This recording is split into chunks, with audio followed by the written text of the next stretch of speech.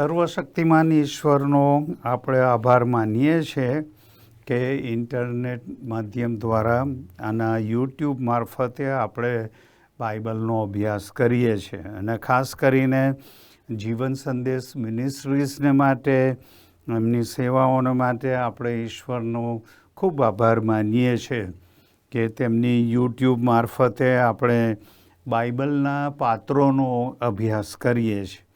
આજે આપણે જૂના કરારના ત્રીજા પાત્રનું મનન કરીશું અને તે તો રાહાબનું પાત્ર છે અને તેનું શીર્ષક આપણે આપીએ છીએ રાહાબ ઈશ્વરની અદ્ભુત કૃપા.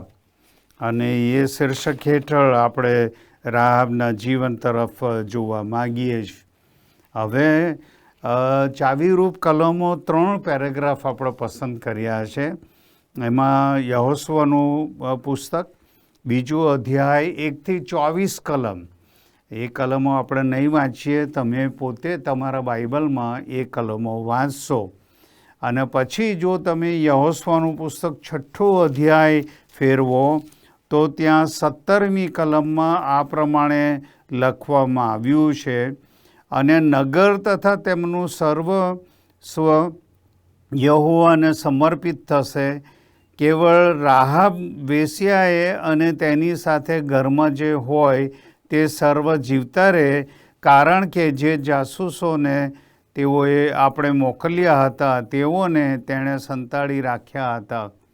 પછી જો 20મી કલમ આગળ વાંચો 6 અધ્યાયમાં, તો ત્યાં આગળ લખવામાં આવ્યું છે કે ત્યારે લોકોએ હોકારો કર્યો અને યાજકોએ રણશીંગડા વગાડ્યા, અને એમ થયું કે લોકોએ રણશીંગડાનો અવાજ સાંભળતા જ મોટો ઘાંટો પાડીને હોકારો કર્યો, ત્યારે કોટ એમને એમ તૂટી પડ્યો.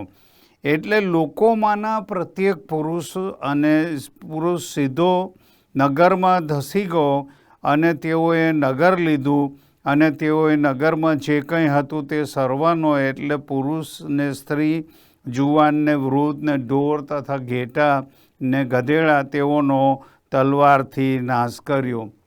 22મી કલમ કહે છે, અને જે 2 માણસોએ દેશની જાસૂસી કરી હતી તેઓને યહોશુઆએ કહ્યું કે વેશ્યાને ઘેર જઈને તેની આગળ તમે પ્રતિજ્ઞા કરી હતી તે પ્રમાણે તેના સર્વસ્વને ત્યાંથી કાઢી લાવો.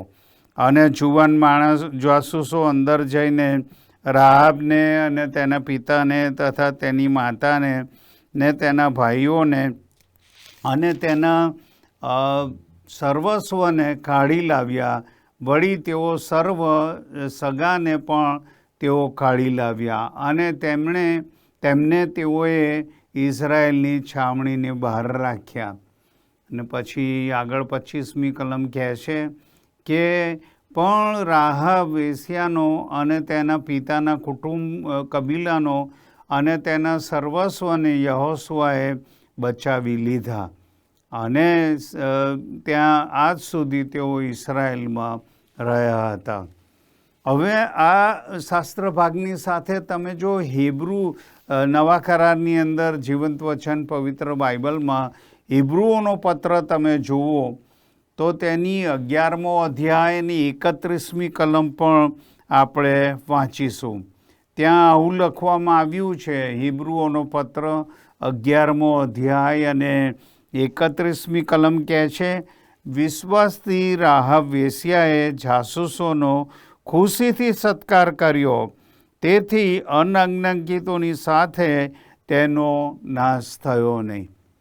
હવે તમે જુઓ તો ઈશ્વર કદી જ પાપ જવા દેતા નથી અથવા તો એને હળવું કરતા નથી, પરંતુ તેમણે માર્ગ તૈયાર કર્યો છે જેના દ્વારા પાપી અને નિષ્ફળ ગયેલા પુરુષો અને સ્ત્રીઓ પાપની શિક્ષા અને સામર્થ્યથી છુટકારો પામી શકે છે. અને તે માર્ગ તો વિશ્વાસનો માર્ગ છે. વિશ્વાસ જે આપણા મનનમાં આપણે વિચાર કરવાના છે. જેમણે પોતાનું રક્ત આપણા માટે વહેવડાવ્યું, તેનું રક્ત એ રાહાબના ચોક્કસ ચિહ્નમાં સુંદર રીતે પ્રતિકરૂપ હતું.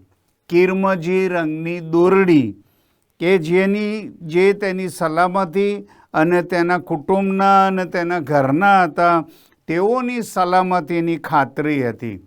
હવે જો તમે યહોશુઆનું પુસ્તક તમે જુઓ તો 2 અધ્યાયની 12મી કલમમાં એ વિશે વધારે લખવામાં આવ્યું છે. તમારા બાઇબલમાં તમે જોજો. અને ત્યાર પછી 18મી કલમમાં પણ એનો ઉલ્લેખ કરેલો છે. પણ આપણે 6 અધ્યાયની 25મી કલમ જોઈએ તો ત્યાં આ પ્રમાણે લખવામાં આવ્યું છે. 6 અધ્યાય, યહોશુઆનું પુસ્તક 6 અધ્યાય અને 25મી કલમમાં એમ કહેવામાં આવ્યું કે ત્યાં કહે છે કે રાહાબ વેશ્યાને અને તેના પિતાના કુટુંબ કબીલાને અને તેના સર્વસ્વને યહોશુઆએ બચાવી લીધા અને તે આજ સુધી ઇઝરાયેલમાં રહી છે, કારણ કે યરીખોની બાતમી કાઢવાને યહોશુઆએ જે જાસૂસો મોકલ્યા હતા તેઓને તેણે સંતાડી રાખ્યા હતા. હવે આ વાત આપણને ફરીથી આપણે એ કલમ વાંચતા નથી, પણ જીવંત વચન પવિત્ર બાઇબલમાં હિબ્રુઓનો પત્ર 11મો અધ્યાયની 31મી કલમ સાથે પણ આ વાતને તમે સરખાવી શકો છો. શું તમને આશ્ચર્ય થાય છે કે વિશ્વાસને લીધે રાહાબનો અનાજ્ઞાંકિતો સાથે નાશ ન થયો? શરમના ઘરમાંથી એને ખ્યાતિના હોલમાં એને મોકલવામાં આવી. એ પાપીનું શું પરિવર્તન કરી શકે? અને તમે જુઓ તો એ વાત તો સાચી છે. શરમના ઘરમાંથી ખ્યાતિના હોલમાં શું પાપીનું પરિવર્તન મેળવી શકાય? અને હા, એનો જવાબ છે હા. તમે જીવંત વચન પવિત્ર બાઇબલમાં કોલોસીઓનો પત્ર 1લો અધ્યાય અને 13મી કલમ વાંચો તો ત્યાં આ શબ્દો તમને જોવા મળશે. તેમણે અંધકારના અધિકારમાંથી આપણને છોડાવ્યા અને તેના પુત્રના રાજ્યમાં આણ્યા. શું ઈશ્વરની કૃપા કનાન દેશમાંથી વેશ્યાને બહાર કાઢે અને ખ્રિસ્તી વંશાળીઓને સ્થાન આપે? એનો જવાબ છે હા.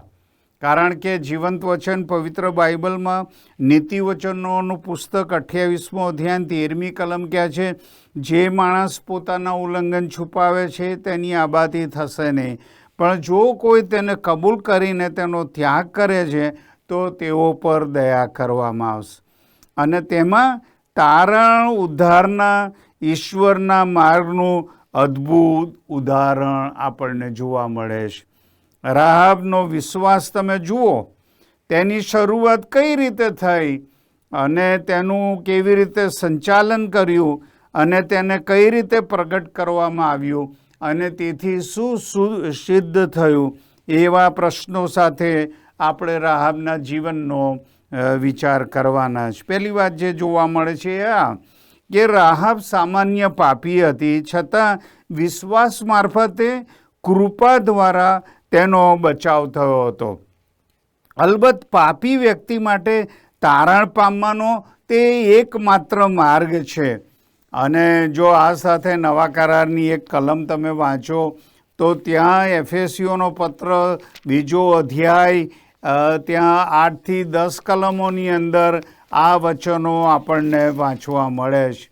ત્યાં લખવામાં આવ્યું છે, એફેસીઓનો પત્ર 2જો અધ્યાય અને 8 થી 10 કલમ વાંચો તો ત્યાં કહે છે, કેમ કે તમે કૃપાથી વિશ્વાસ દ્વારા તારણ પામેલા છો, અને તે તમારાથી નથી, એ તો ઈશ્વરનું દાન છે, કરણીઓથી નહીં, રખેને કોઈ અભિમાન કરે.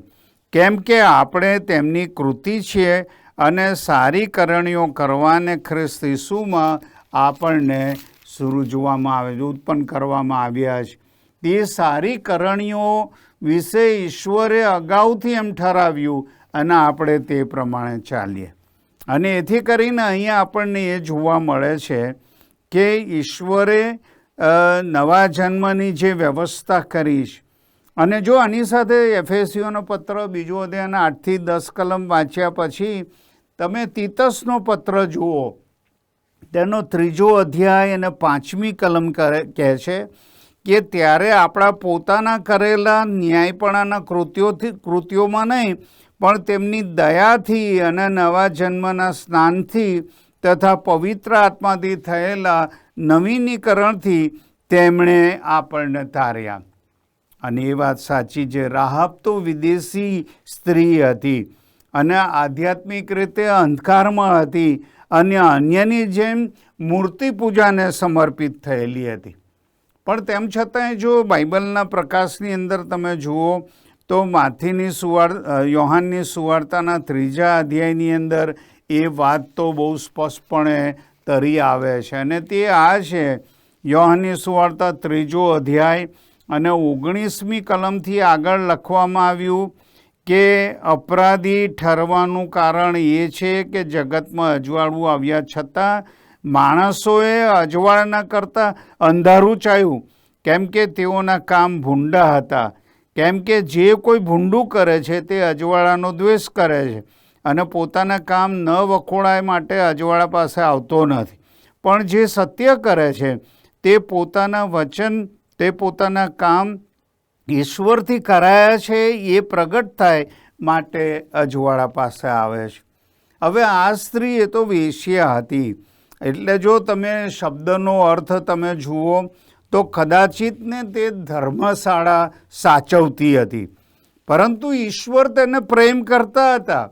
યોહાન 3:16 પ્રમાણે ઈશ્વર તેને પ્રેમ કરતા હતા. અને એની સાથે જો તમે બીજી કલમો સરખાવો તો જીવંત વચન પવિત્ર બાઇબલમાં લુકની સુવાર્તા 7મો અધ્યાય 36થી 50 કલમ તમે વાંચજો, અને ત્યાં ઈસુ જ્યારે ફરોશીઓના ઘરમાં જમવાના માટે જાય ત્યારે એક પાપી સ્ત્રી એની પાસે આવે છે. એનું આખું ચિત્ર ત્યાં રજૂ કરવામાં આવે છે. ત્યાર પછી જીવંત વચન પવિત્ર બાઇબલમાં યોહાનની સુવાર્તા 8મો અધ્યાય 3થી 11 કલમ તમે વાંચજો, અને ત્યાં પણ એક પાપમાં વ્યભિચારમાં એક સ્ત્રીને લોકોએ પકડી હતી અને ત્યાં આગળ ઈસુની આગળ તેને લાવવામાં આવી હતી. પણ તમે આગળ તમે જુઓ તો રોમનોનો પત્ર 3જો અધ્યાય અને 22 અને 23મી કલમ વાંચો ને તો ત્યાં આ પ્રમાણે લખવામાં આવ્યું છે. ત્યાં કહેવામાં આવ્યું, રોમનોનો પત્ર 3જો અધ્યાય 22 અને 23મી કલમ, ત્યાં કહે છે કે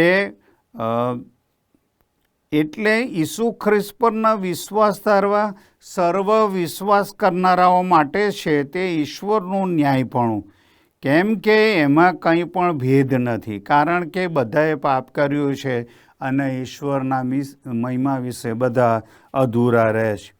અને ત્યાર પછી જો આ વાતના પ્રકાશની અંદર તમે જીવંત વચન પવિત્ર બાઇબલમાં યાકૂબનો પત્ર 3જો અધ્યાય 2જો અધ્યાય 10મી કલમ તમે જુઓ ને તો ત્યાં આ શબ્દો તમને મળશે. કેમ કે જે કોઈ આખું નિયમશાસ્ત્ર પાળશે અને માત્ર એક જ બાબતમાં ભૂલ કરશે તે સર્વ સંબંધી અપરાધી છે. અને તેથી હમણાં આપણી જરૂરિયાત આ સ્ત્રી જેવી જ મોટી છે. તેના ઘરમાં રહેનારા અને મુલાકાતીઓનું તે મનોરંજન કરતી હતી. અને યહોશુઆ 2 અને 15માં એ વિશે લખવામાં આવ્યું છે.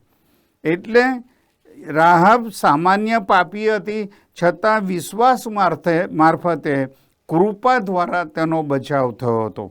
પછી આગળ જુઓ તો ત્યાં રાહાબના વિશ્વાસની શરૂઆત ત્યાંથી જ થઈ હતી, જ્યાંથી ઈશ્વરનું વચન સાંભળવા દ્વારા તેના સાચા વિશ્વાસની શરૂઆત થઈ હતી. હવે જો તમે બીજો અધ્યાય જુઓ યહોશુઆનું પુસ્તક તો 10મી અને 11મી કલમમાં 2 વખત આવા શબ્દો તમને નોંધેલા જોવા મળશે, અમે સાંભળ્યું છે. અને તમે જુઓ તો તેણે સાંભળ્યું હતું, તેણે જે સાંભળ્યું હતું તેના પર તેણે વિશ્વાસ કર્યો હતો. અને એ વાત તો સાચી હતી કે એના કારણે તે એમ કહેવાના માટે સમર્થ હતી, 9મી કલમ તમે જુઓ યહોશુઆ 2 અને 9, કે તેણે કીધું કે હું જાણું છું, એ ઈશ્વરનું હું જાણું છું, એવી વાત એ ત્યાં કહે છે. વિશ્વાસ તેમના વચનોને સ્વીકારે છે અને તેને ધ્યાનમાં લે છે. અને એ વાત આપણને પવિત્ર શાસ્ત્રમાં બહુ સ્પષ્ટ કહેવામાં આવી છે. જો તમે રોમનોનો પત્ર તમે જુઓ તો ત્યાં રોમનોનો પત્ર 4થો અધ્યાય અને 20 અને 21 કલમ હું વાંચું છું. તમારી પાસે બાઇબલ હોય તો તમે જુઓ. રોમન પત્ર 4થો અધ્યાય 20 અને 21 કલમ કહે છે, ત્યાં લખવામાં આવ્યું છે કે 20 અને 21 કલમ 4થો અધ્યાય, અને ત્યાં કહે છે કે હા, ઈશ્વરનું વચન ધ્યાનમાં રાખીને તેણે અવિશ્વાસથી સંદેહ આણ્યો નહીં, પણ ઈશ્વરને મહિમા આપીને તથા જે વચન તેણે આપ્યું હતું તે પૂરું હૃદયોને તે પૂરું કરવામાં ઈશ્વર સમર્થ છે એવો ભરોસો તેણે રાખ્યો અને વિશ્વાસથી તે દ્રઢ રહ્યો, એવું લખવામાં આવ્યું છે. અને એથી કરીને અહીંયા તમે જુઓ તો રાહાબ જે સાંભળે છે એના દ્વારા તેનો બચાવ થયો હતો, તે બચાવ પામી હતી. અને તે જ રીતે આપણે પણ બચાવ પામી શકીએ છીએ. આપણે સુવાર્તાના વચનો સાંભળીએ છીએ અને યોહાનની સુવાર્તામાં આવું બહુ સ્પષ્ટ લખવામાં આવ્યું છે. યોહાનની સુવાર્તા, જીવંત વચન પવિત્ર બાઇબલમાં યોહાનની સુવાર્તા 5મો અધ્યાય અને 24મી કલમમાં એમ લખવામાં આવ્યું છે, પ્રભુ ઈસુના શબ્દો છે, હું તમને નિશ્ચય જ કહું છું કે જે મારા વચન સાંભળે છે અને મને મોકલનાર પર વિશ્વાસ કરે છે તેને અનંત જીવન છે. તે અપરાધી નહીં ઠરશે, પણ મરણમાંથી નીકળીને જીવનમાં આવ્યો છે. પ્રભુ ઈસુ ખ્રિસ્તના શબ્દો આપણને એ ઉત્તેજન આપે છે. અને ત્યાર પછી જો તમે અહીંયા આ શબ્દોમાં એ જુઓ તો એ વાત તો બહુ સ્પષ્ટ લખવામાં આવી છે કે જેઓ પ્રભુ પર વિશ્વાસ કરે છે અને વિશ્વાસ દ્વારા વિશ્વાસ દ્વારા તે નવો જન્મ પામે છે, વિશ્વાસ દ્વારા નવું જીવન પામે છે. અને એ વાત તો બહુ સ્પષ્ટ છે. એટલે બીજી જે વાત આપણને રાહાબમાં જોવા મળે છે તે આ છે કે તે વિશ્વાસ દ્વારા એની શરૂઆત થઈ હતી અને વિશ્વાસ દ્વારા જ તે સાચા વિશ્વાસમાં આવી હતી. પણ ત્યાર પછી જો તમે આગળ વાંચો, વધો, તો વિચાર કરતાં એવું આપણને જોવા મળે છે કે રાહાબે જાસૂસો સમક્ષ તેના વિશ્વાસની કબૂલાત કરી હતી. તે ખાનગી શિષ્ય ન હતી. બૌદ્ધિક રીતે વિશ્વાસ કરવો અને ખરેખર હૃદયથી વિશ્વાસ કરવો એ બંને વચ્ચે તફાવત રહેલો છે. અને બીજો અધ્યાય, યહોશુઆનું પુસ્તક 2 અધ્યાય 10મી કલમમાં તે કહે છે, અમે સાંભળ્યું છે, એવા શબ્દો એ નોંધવામાં આવ્યા છે. એટલે તમે જુઓ તો યરીખોમાં બીજા બધાનો તેમાં સમાવેશ થઈ શકે. એકલી તેણે સાંભળ્યું નહોતું, પણ ત્યાં ગાડી યરીખોના બધા લોકોએ સાંભળ્યું હતું. પણ કલમ 9ની અંદર તમે આગળ વધો તો ત્યાં આ સ્ત્રી એવું કહે છે, રાહાબ, કે હું પ્રભુને જાણું છું. હવે અહીંયા ગાડી હું જાણું છું એ વાત તો બહુ અગત્યની છે. અને ત્યાં એવું એ ઈશ્વરનું પરાક્રમ વિશે અમે સાંભળ્યું છે અને તેઓએ માન્યું હતું. પણ રાહાબે તેના પર વિશ્વાસ કર્યો અને તેમના પર વિશ્વાસ રાખ્યો. અને એ વાત તો આપણને નવા કરારમાં બહુ સ્પષ્ટ કહેવામાં આવી છે. રોમનોનું પત્ર તમે જુઓ તો 9મો અધ્યાય, 10મો અધ્યાય અને 9 અને 10મી કલમની અંદર એવું સ્પષ્ટ નોંધવામાં આવ્યું છે. રોમનોનું પત્ર 10મો અધ્યાય અને 9મી અને 10મી કલમની અંદર એવું લખવામાં આવ્યું છે. એ શબ્દો તમે સાંભળો અને ત્યાં એ પ્રમાણે લખવામાં આવ્યું છે, કે જો તું તારે મોડે ઈસુને પ્રભુ તરીકે કબૂલ કરીશ અને ઈશ્વરે તેમને મૂલામાંથી ઉઠાડ્યા એવો વિશ્વાસ તારા અંતઃકરણમાં રાખીશ તો તું તારણ પામીશ. કારણ કે ન્યાયપણાના અર્થે અંતઃકરણથી વિશ્વાસ રાખવામાં આવે છે અને તારણને અર્થે મોટી કબૂલાત કરવામાં આવે છે. અને એ ગાડી અંતઃકરણ શબ્દની નોંધ લો. એ ફક્ત વિચાર કરતી નથી, પણ તમે જુઓ તો એ પૂરતું નહોતું. એણે ભરોસો રાખ્યો અને સાથે સાથે અંતઃકરણ સાથે એ સ્વીકાર્યું હતું. અને એથી કરીને આપણે એવું સ્પષ્ટ જોઈએ છે, આપણા અંતઃકરણો સાથે આપણે વિશ્વાસ કરીએ એ જરૂરી છે. અને જ્યારે એ સ્વીકાર કરીએ છીએ ત્યારે આપણે કબૂલાત કરીએ છીએ, મોં દ્વારા કબૂલાત કરીએ છીએ અને જીવન દ્વારા કબૂલાત કરીએ છીએ. અને જો એ કલમ વાંચતા નથી પણ તમે માથેની સુવાર્તા 10મો અધ્યાય અને 32 અને 33મી કલમ જરૂરથી વાંચો. અને ત્યાં લખેલું છે કે જો તમે પ્રભુને તમે કબૂલ કરશો નહીં તો એક વખત આવશે કે ઈશ્વર પણ તમને કબૂલ માન્ય રાખશે નહીં. ત્યાર પછી જો તમે રાહાબના જીવનમાં આગળ વધો તો રાહાબના વિશ્વાસનું તેના કાર્યો દ્વારા નિદર્શન થયું હતું. કાર્યો વિશ્વાસ જ્યારે વ્યક્તિ રાખે છે તે કાર્યો વિશ્વાસની સાબિતી છે. અને એ વિશે બાઇબલમાં લખવામાં આવ્યું છે. યાકોબનો પત્ર 2 અધ્યાય અને 25મી કલમની અંદર એ વાત લખવામાં આવી છે. ભાઈ એની સાથે તમે ફરીથી હમણાં જે કલમ વાંચી એફેસીઓનો પત્ર 2 અધ્યાય 10મી કલમ વાંચજો અને ત્યાર પછી ફિલિપીઓનો પત્ર 2 અધ્યાય 12મી અને 13મી કલમ તમે વાંચો. અને ત્યાં એવું લખવામાં આવ્યું છે કે જ્યાં વિશ્વાસ સાચો છે ત્યાં તે પ્રગટ થાય છે. અને રાહાબના વિશ્વાસની સાબિતી એ હતી કે તેણે જાસૂસોને સંતાડ્યા હતા.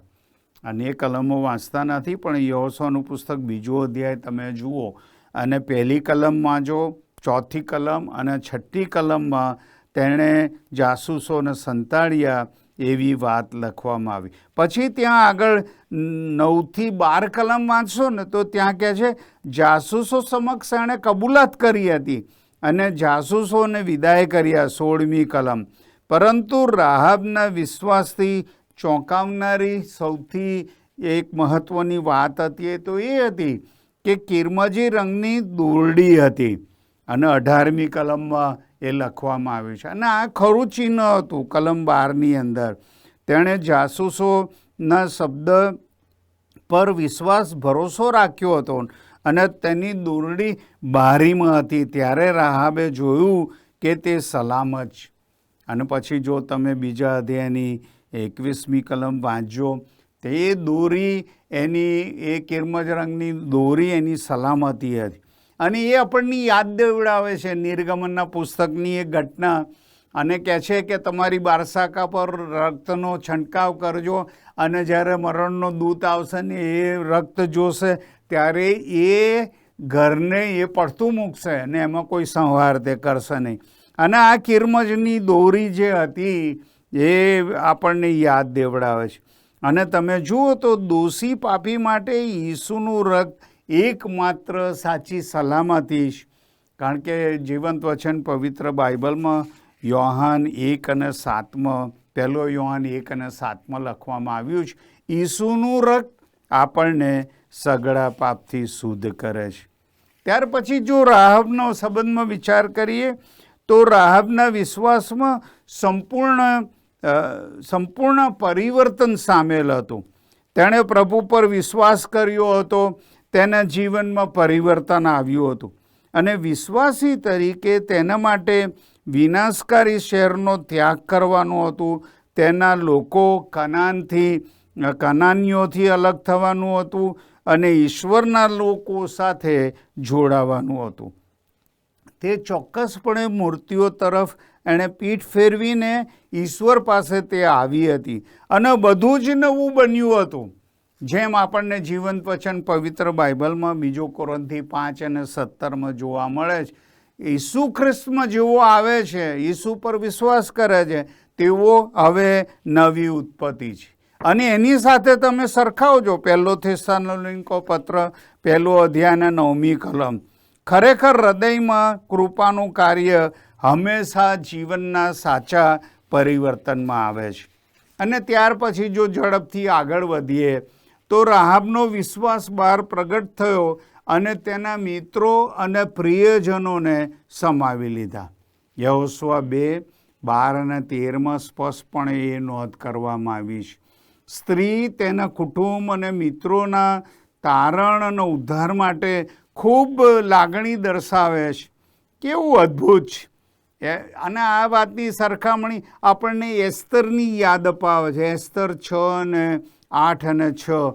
એસ્તર જેવી, એસ્તરે કેવળ પોતાનો વિચાર કર્યો નહીં, પણ સમગ્ર પ્રજાનો તેણે વિચાર કર્યો. એ વાત આપણને આગળ વધીએ તો આંદ્રિયાનો વિચાર કરવા દોરે છે. યોહાન 1:40-42 એનો ઉલ્લેખ કરવામાં આવે. એ આપણને યોહાનની સુવાર્તા 1:43-49 કલમ વાંચો, ત્યાં આપણને ફિલિપની યાદ દેવડાવે છે. અને પછી આગળ વાંચો તો યોહાનની સુવાર્તાના 4 અધ્યાયની 28-30 કલમમાં સૈખરની સ્ત્રીની આપણને યાદ દેવડાવે છે. એ ઉદ્ધાર પામી પછી દોડીને ગામમાં ગઈ, લોકોનો બોલાવી લાવી. હવે પ્રશ્ન એ થાય, તમારા કુટુંબ અને મિત્રો માટે તમને આવી લાગણી છે?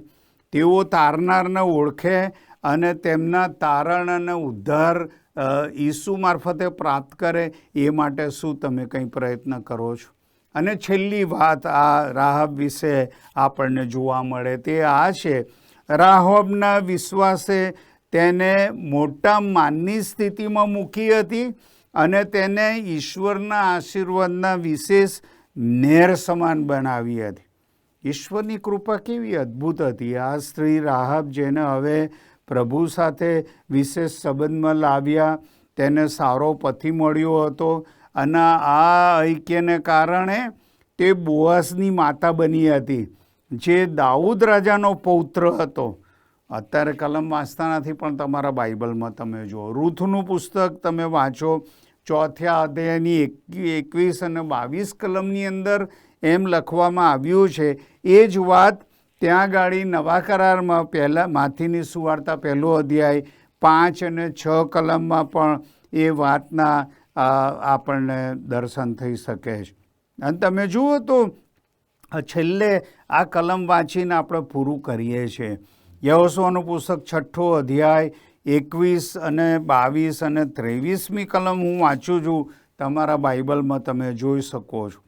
ત્યાં લખવામાં આવ્યું છે કે અને તેઓએ નગરમાં જે કંઈ હતું તે સર્વનો, એટલે પુરુષ ને સ્ત્રી, જુવાન ને વૃદ્ધ ને ઢોર ને ઘેટા ને ગધેડા, તેઓનો તલવારની ધારથી વિનાશ કર્યો. અને જે 2 સાક્ષી માણસોએ દેશની જાસૂસી કરી હતી, તેઓને યહોશુઆએ કહ્યું કે વેશ્યાના ઘરે જઈને તેની આગળ તમે પ્રતિજ્ઞા લીધી હતી તે પ્રમાણે તમે તે કરો અને એને બહાર કાઢી લાવો, તેના સર્વસ્વને. અને એ વાત તો ત્યાં લખવામાં આવી કે રાહાબને તેના પિતા સાથે, એના કુટુંબ સાથે અને બધાની સાથે એનો બચાવ કરવામાં આવ્યો, એવી વાત ત્યાં સ્પષ્ટ લખવામાં છે. આ લાવીને ઇઝરાયલમાં તેને વસાવી. અને 25મી કલમ કહે છે, રાહાબ વેશ્યાના અને તેના પિતાના કુટુંબ કબીલાને અને તેના સર્વસ્વને યહોશુઆએ બચાવી લીધા. અને ત્યાં આગળ એ વાત લખવામાં આવી છે. અને છેલ્લે યશાયા પ્રબોધકના પુસ્તકમાં જે કલમ લખવામાં આવી છે એ તરફ વાંચીને આપણે પૂરું કરીએ છીએ. યશાયા 1 અને 18માં વચનમાં કહે છે, યહોવા કહે છે, આવો આપણે વિવાદ કરીએ. તમારા પાપ જો કે લાલ વસ્ત્રના જેવા હોય તો પણ તેઓ હિમ સરખા શ્વેત થશે. જો તે કિરમત જેવા રાતા હોય તો પણ તે ઊન સરખા થશે. અને આ વચન સત્ય છે. પ્રભુ આજે પણ તમને બોલાવે છે, તમે એની પાસે આવો. તમારા પાપ ગમે તેટલા હોય, પ્રભુ માફ કરવાના માટે તૈયાર છે. પ્રાર્થના કરીએ. જીવતા પ્રભુ, તમારો આભાર માનીએ છીએ આ વચનોને માટે. આજે પણ તમે અમારા પર પ્રેમ કરો છો, અમને બોલાવો છો. તો પ્રભુ, અમે બધું મૂકીને તમારી પાસે આવીએ, અંતઃકરણથી તમારા પર વિશ્વાસ રાખીએ અને ભરોસો રાખીને કે તમે પાપ માફ કરનાર એવા ઈશ્વર છો. ઈસુના રક્તમાં આજે પણ એ સામર્થ્ય રહેલું છે, એ સ્વીકારવાને માટે અમારી સહાય કરો. પ્રભુ ઈસુના નામમાં માગીએ છીએ. આમેન.